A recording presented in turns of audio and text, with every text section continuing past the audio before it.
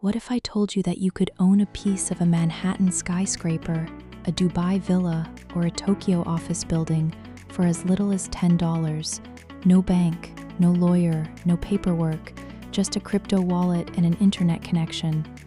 This is called real-world asset tokenization, and it's about to change everything about how we own things. And one blockchain is quietly positioning itself to be the payment layer that powers all of it. First, let's define our key idea: real-world asset tokenization. In plain language, tokenization is the process of taking something valuable in the physical world, like a house, a painting, or even a shipment of grain, and representing it digitally on a blockchain as a token. So instead of selling shares in a company that owns a building, tokenization can let you own digital slices of the building itself. Let's use real estate because it's tangible. Traditionally, buying property means lots of paperwork, legal fees, high minimum investments, and slow transactions. If Alice wants to sell part of her building to Bob and Carol, she needs contracts, banks, brokers, notaries, the works. With tokenization, Alice can create digital tokens on a blockchain that each represent a fraction of that real estate. Bob and Carol can buy those tokens directly, instantly, and transparently. Let's say you and your friends order a pizza. There are 8 slices, that's easy to share. A blockchain token works like a single slice of pizza. If you have one token, it's like owning one slice. If the pizza is a building, then tokens are fractional ownership of that building. And importantly, you don't need a slice for every person, just like you don't need a $100,000 minimum to invest in real estate anymore.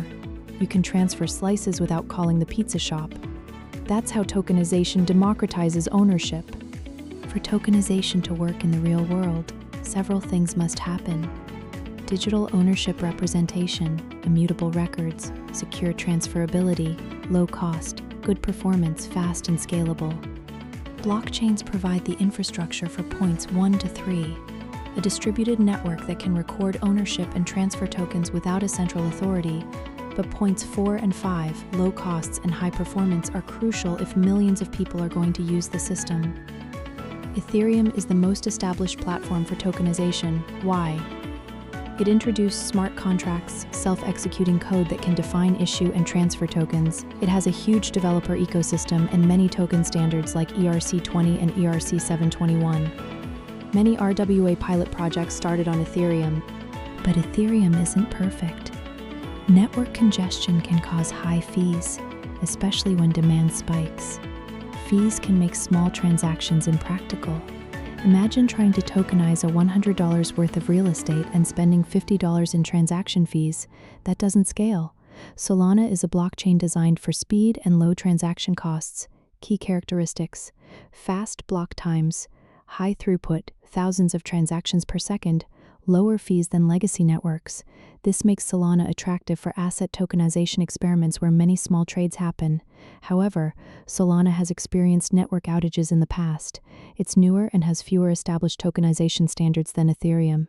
Still, its low costs are a positive signal for mass adoption. Bitcoin Cash, BCH, is a blockchain that originated as a fork of Bitcoin, with the explicit goal of lower fees and bigger blocks.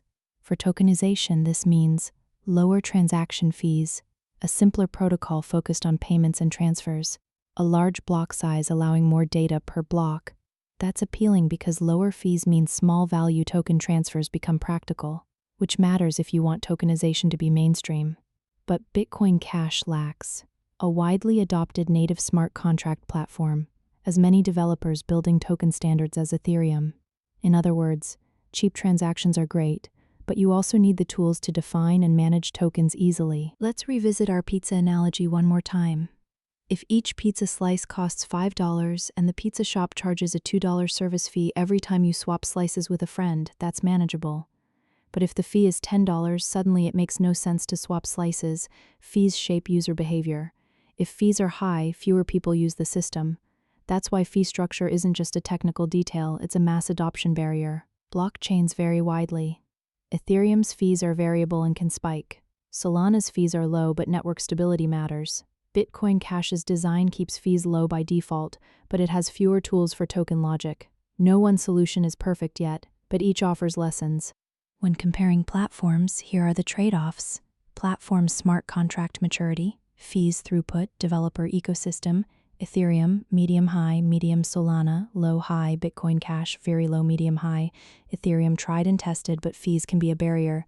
Solana, low fees with solid performance but still building ecosystem. Bitcoin Cash, extremely low fees but needs more token tooling, which is best depends on what your priorities are, costs, tools, or community support. Tokenization isn't theoretical, it's being used in pilot projects, real estate funds issuing token shares, art galleries selling fractions of paintings, commodities being traded on blockchain, yet adoption has just begun. For tokenization to reach everyday users, fees must stay low and platforms must be accessible. If someone with only a small amount of capital wants to hold a piece of a building token, high fees don't make sense. Tokenization isn't just technical, it intersects with law and regulation. Who legally owns the real asset? What happens if someone loses their digital key? How do securities laws apply? These questions matter regardless of which blockchain you choose. They're part of making tokenized assets real in the eyes of governments and courts. Which platform do you think offers the best foundation for real-world asset tokenization right now? Ethereum. Established smart contracts. Solana fast, low fee performance. Bitcoin Cash, ultra-low fees for mass microtransactions. Vote in the poll and tell your friends. Tokenization has the potential to transform how we own and trade assets from real estate to art to commodities. The key ingredients are low fees, security, smart contract tools, real-world legal clarity. Different blockchains prioritize different aspects. Your choice depends on what you value and what developers build next. Thanks for watching. If you enjoyed this breakdown, hit like, subscribe, and share your poll answer. And as always, make sure to do your own research before diving into new technology. Thank you so much for joining us today and taking the time to get a glimpse of the real Bitcoin Cash revolution. If you enjoyed this deep dive and want to learn more about the future of digital cash, let us know. Give us a like so we know you're interested in these topics. Subscribe to the channel so you don't miss any upcoming upgrades, like Cash VM in May. And most importantly, let me know in the comments which country surprised you the most, or if you're already using BCH in your daily life. This channel thrives on community. If you'd like to directly support our work, we'd be incredibly grateful for a small BCH donation. You can find the address below in the video description or simply scan the QR code that will appear now. Every bit of support helps us continue producing high-quality content for you. Stay tuned, stay critical, and above all, stay independent. See you next time.